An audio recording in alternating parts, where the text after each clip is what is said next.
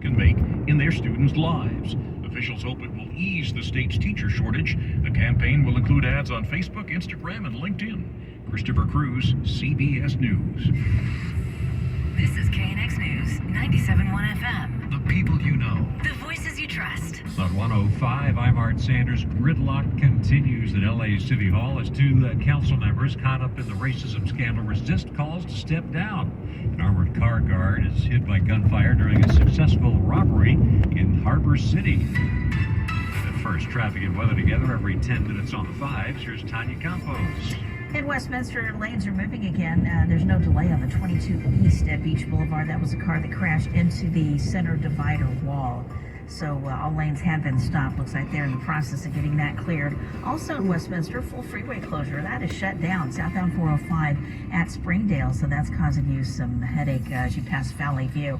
There is some delay as you are diverted off the freeway. Another spot where you'll be taken off the freeway is in Costa Mesa, the southbound 405. That's a full closure from Fairview to the 73. We've got a new location for this crash into some debris. This is the 10 West at the 57. The 10 West in Pomona. Looks like somebody hit some debris in lanes that may have dropped from a big rig. There's a big rig on the right shoulder with the hazards on, and that car now has no damage. They're saying no damage. They will continue on their way. So you're going to see that big rig left there. The 10 West at the 57. And then in the San Fernando Valley, some Caltrans work both on the 101 on the northbound side and the eastbound side. We're eastbound and westbound, and then the connector on the north 405 to the north 101 in Sherman Oaks is currently shut down.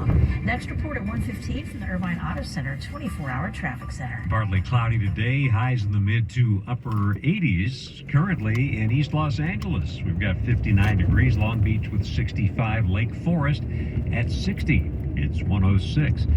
LA city leaders are trying to get back to business following the racist comments scandal involving 3 council members last week. But Pete Demetrio tells us calls for 2 more council members to resign have gone unheeded. After announcing virtual council meetings will be held this week due to recent disclosure of COVID infections among council members, Acting Council President Mitchell Farrell was asked if he had any further contact with members Gil Cedillo and Kevin De Leon regarding their potential resignation. Farrell said he had no contact with Cedillo since a long talk with him last week where he gave an indication he might be stepping down soon. I have not spoken with him since, but I do have confirmation he will not be at council. And I urged Mr. De Leon to resign this morning. I have not heard a response back from Mr. De Leon since last week. And in those virtual meetings, there's a list of major tasks that need to be addressed, from electing a new council president to charter reform on redistricting and expansion of the size of the council, just for starters.